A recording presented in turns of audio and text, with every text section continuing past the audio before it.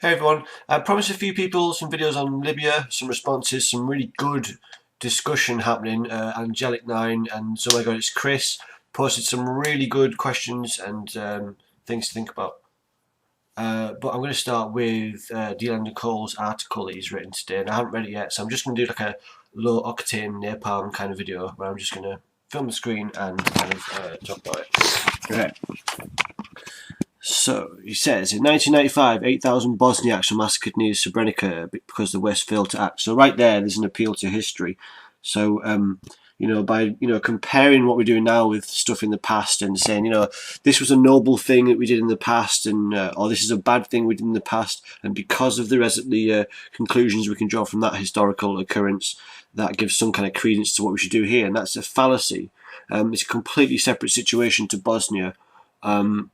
Might be the case, it's obviously the case. In fact, it's the case right now that you could pick out lots of different examples of places where we didn't go to intervene and to help out, and loads of lives were lost because we didn't go and do something. But see, so that's another reason why that's weird that people will make that argument when they're arguing for the no-fly zone, because there's literally dozens of places in the world right now that kind of thing's happening. Massacres by dictators, by ruling powers of a nation that are struggling to keep their nation under control because the world's economy is collapsing. So it's happening all over. But we don't choose to go to these. It's very strategic, the places that we do go and intervene and end up trying to, I want to say help, but it doesn't help. 10 years ago in Iraq and Afghanistan, we went there to help the people, and it's still not. In fact, it's becoming more and more turbulent as it is. There's the rulership of Iraq is pretty much very closely linked to Iran. There's a lot of barbaric kind of practices still. It's no different to before we intervened, basically. So we're not helping the area categorically. We haven't done. There's not one success story in the Middle East from Western intervention. Well, you could say maybe one, and that would be Israel, the country that is ignored by us when it starts to bomb Gaza and continue its wars with its local rivals. Massacres constantly in that part of the world that we ignore and don't do anything about because it's already, under our wing. So this idea that, should we never intervene? I mean, we want to help people, don't we? It's a really nice smokescreen, and it's such a simplistic argument, but it's an easy trap to fall into, and you can't blame people for it because everybody wants to help people. You want to feel like you're doing something good, part of some positive action, but that's how they sell it to you. I don't know how more simply that can be put. So then he talks about it being near to Malta, so we should help people because it's just nice to help people. Basically, that's the first few sentences. There's no doubt that the regime of Gaddafi was and is embarking on a deliberate and systematic campaign of violence to crush all opposition to his regime. Yes, just like many other places in the world. One of the differences with Gaddafi is he is being able to deliberately and systematically crush opposition to his regime thanks to our support. Not just the military equipment that we've sold to him, but also the economic deals that we've done, the blind eyes that we've turned, the help that we've given in maintaining his regime. Now, remember, when you talk about people uprising against Gaddafi's terrible regime, we all agree on one thing, that they're uprising against the regime that has been like this for many, many years. He's been in charge for 40 years. That's what they're rising up against.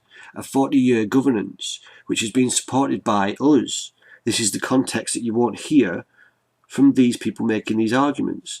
And I'm sorry to pick on DLandonCole again, but you make it so easy, and you're held up as this intellectual representative for the community when your arguments miss out really important information. I'm sorry if you mention all this stuff later on. I'm guessing you don't. I will get to that. But if you don't mention any of that context, then you're deliberately leaving out very important parts of the information, and that way people can't make up their minds. You can't do that.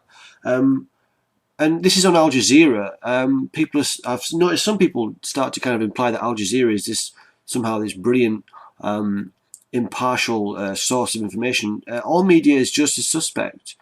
We saw recently on Al Jazeera, there was that Prime Minister's question time where, of course, everybody saw that my question about the Chilcot inquiry got completely chopped up so that he ended up being able to answer with a really simplistic answer that wasn't addressing the question asked. And everybody noticed that blatant cherry picking on Al Jazeera. So why do you think that this would be any more, believable than any other source? Just because it's got Middle Eastern connections? I'm sorry, no.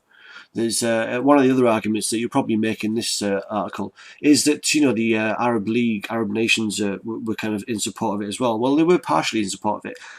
They've backed off from support of the scale of operations so far. They were in support of the no-fly zone initially, but why do you think they were in support of it? A lot of the countries in the Arab nations are made up of similarly repressive regimes that would probably benefit from a reduce in power of Libya. They're all rivals.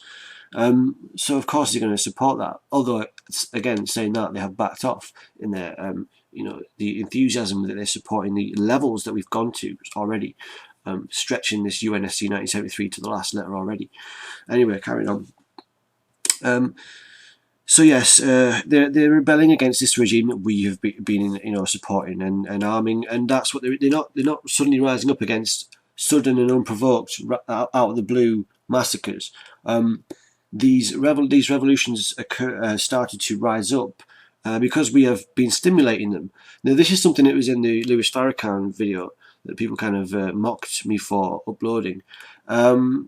Well, he said something in there about the CIA going in, and a few people were like, "That doesn't happen," and other people are like, "Well, of course that happens. That's just how they do it." So either way you look at it, it's like dismissing that argument. That the pure fact that it's now being admitted, CIA have been in Libya for a month at least. SAS, over 300 SAS as well from the UK in Libya for over a month, stimulating the rebellion, arming, giving information, giving them the confidence to rise up, and probably telling them we're going to come and kick his fucking arse. We will support your uprising. That's what they've been doing, stimulating from the inside. Okay, so we caused the uprising against the dictator that we created, more or less. Okay, that's the context here that you will not hear from the people making excuses for this no-fly zone. So what else have we got here? I lost myself. Okay, so was controlled by the government against Army. Well, you're going to give me details of what's going on with how the towns they're changing back and forth all the time. So even at this point, stating which towns are owned by controlled by which is pointless. It's a civil war you've instigated. You've instigated a civil war, okay, and you're looking for regime change already. They are looking for regime change, even though that wasn't in the mandate of the resolution. It was just a no-fly zone to stop some apparently imminent massacres. So, but yeah, so anyway, they've already moved straight on to regime change, even though that's not in the mandate of the resolution that you all celebrate, okay? You would have to write up a new resolution to allow for regime change, okay? Anyway, but I'm glad Landon's commenting on it, because he is representative of NATO, affiliated with NATO involved, affiliated companies. So it's interesting to get your perspective. This is why I'm doing this one first. This intervention has been put together quickly. Only now is there a clear command system, largely put together through NATO as the organisation in the region best able to do it. So a clear command system, largely put together through NATO. Are you referring to this interim government that's been set up? I guess I should read the whole thing first, because that's a complete shambles. They haven't even met all together yet. This interim government that the rebellion has put together, that is now officially recognised as the representative for Libya by some politicians before it's actually been legally declared that way. They are a ragtag collection of people that haven't even met all together yet. So I hope that's not what you're referring to when you talk about a clear command system. But NATO has took over, yeah. So again, basically, the Western imperialist nations, little bitch boys, to go and clean up after we've, fucked some poor little country up the arse. Go and clean up. They are the fluffer. Oh no, they're not the fluffers beforehand, isn't it? No, they just wipe it off the curtains. So that's what NATO do. They're just curtain wipers. The question must be answered. What next? That leaves questions, and that must be. So yeah, questions answered. Blah blah blah. Buff. Firstly, what happens if Gaddafi goes of his own accord? Even now, we can hope that he will follow Ben Ali and Mubarak in quitting. So, okay, you're still wanting him to quit, although, Bam's talking about regime change. That's not voluntary, is it? They're bombing his compound already. They're not looking for a voluntary fucking stepping down. The international community will then need to help the establishment of a democratic state, presumably through the Libyan Transitional Council. Is that... Oh, that'll be the ragtag bunch of motherfuckers who've got no political experience whatsoever, having lived in a country that's been dictated for the last 4 decades, okay? So, yeah, this is a collection of people with no political experience in a part of the world where democracy has not existed, and they're going to form this council that is now officially recognised, the Libyan Transitional Council. They've changed the name several times since they were created, but that's understandable, I guess. But I'd be interested to see what happens when they actually first all meet. And I'd be interested to see how many of them have close links to the Al-Qaeda links that are within the rebellion as well. Are they represented in that council? It seems likely, doesn't it? But that would be interesting. We'll see if that happens. So now what do you say about it? That would entail the LTC establishing... Because if you just put let's get it sounds more official. Establishing effective control over the territory of Libya. How? How's that going to happen then? But it will likely need assistance in terms of civilian reconstruction and food aid in the short term. No, you'll need ground troops, which you've already had there for a long time already. You'll need more and more airstrikes, costing hundreds of millions, getting to billions of dollars worth of airstrikes, to, blow this regime up that you created. So, it's just like kind of chess, and we're playing both sides. That's what is happening in the Middle East. It's a game of chess, and we are white and black at the same time, okay? Because we just want to take the board away, because it's made of nice things. Secondly, what happens if Gaddafi is forced out or killed by the rebels? Presumably at that point... Well, he's not going to be forced out or killed by the rebels, is he? He's going to be forced out or killed by the ridiculously massive onslaught of global military action against him. Yeah, that's not going to be the rebels forcing him out or killing him. That's us, yeah? So you purposefully trying to hide the truth of who would be responsible if Gaddafi was able to be forced out. Why are you doing that? That's dishonest. Presumably by this point the LTC would have effective control over nearly all of Libya. You know that, do you? That's a massive presumption based on so many shaky ground variables that it's not. I can't even list them here. In both those cases, Resolution 1973 would effectively no longer apply, and the current military operation should and would cease. Exactly right. I said that a bit ago. Yep, got that bit right. It is essential, both from a moral point of view and to avoid charges of imperialism, that is the Libyans who govern Libya. So, but what's the difference? If we were aiding, assisting, setting up and turning a blind eye to Gaddafi beforehand, were we not enabling him the whole time? So was Libya really governed by the Libyans? I mean, I don't get it. We assist his regime, then we spark the rebellion. We're going to obviously be working closely with whoever fucking owns that country in the end. Maybe it'll all blow up in our faces. We don't even know yet. But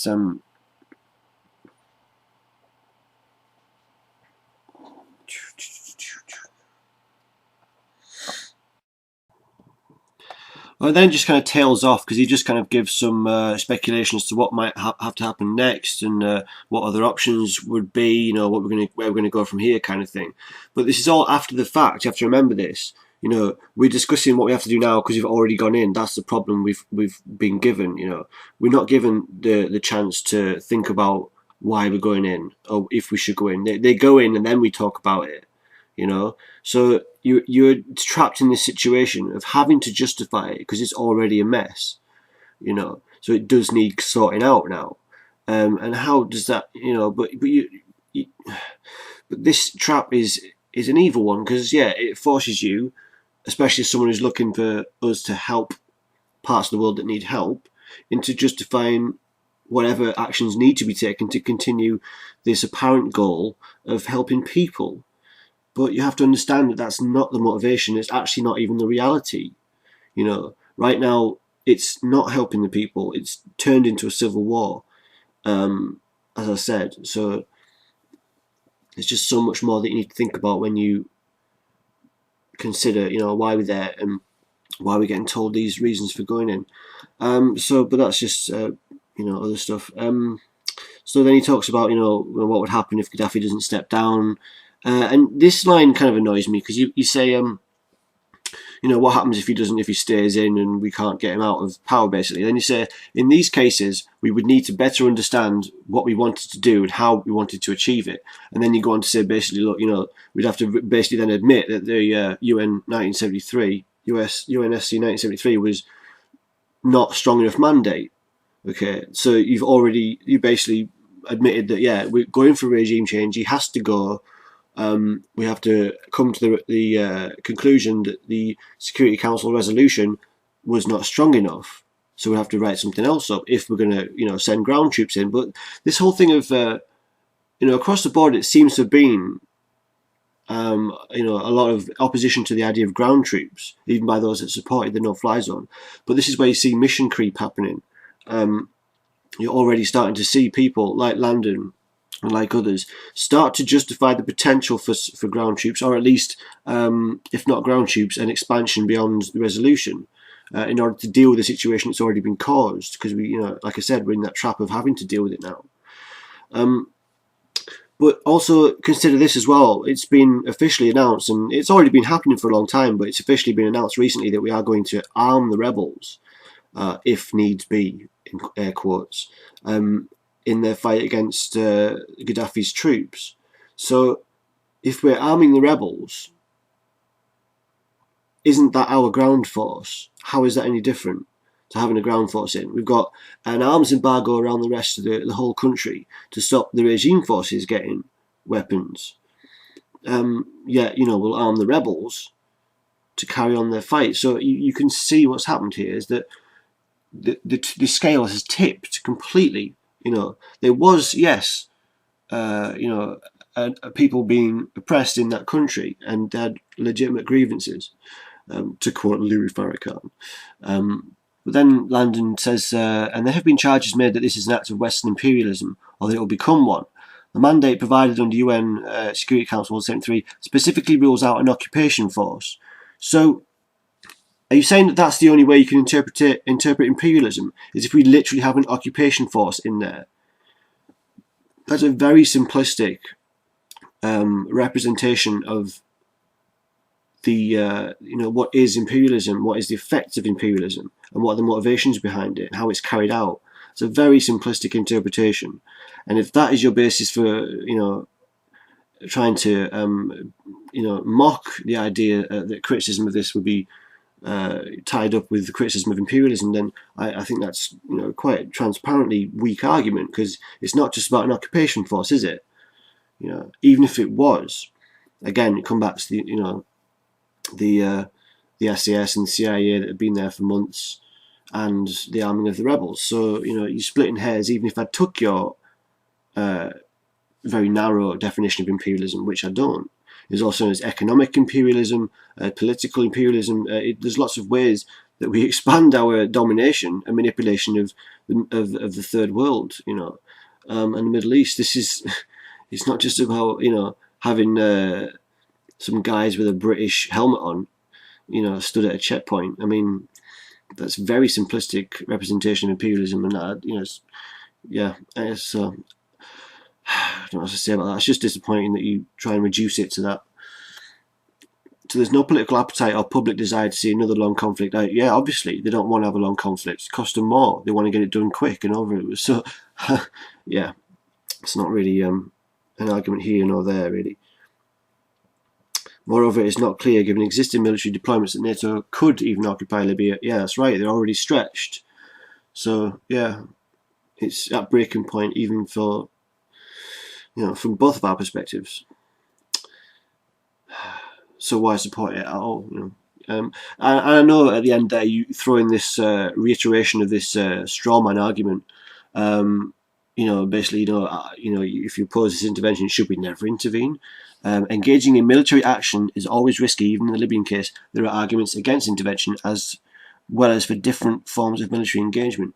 What cannot be denied is that failing to intervene is also a positive moral choice that brings its own consequences. The acid test for any political decision is ultimately what is the alternative. Yeah, so it's this straw man that you made twice in this article, that people would argue against this intervention. What, do we never intervene? Should we never help? That's not an argument anyone's making. We're looking at the specifics of what's actually happening right now.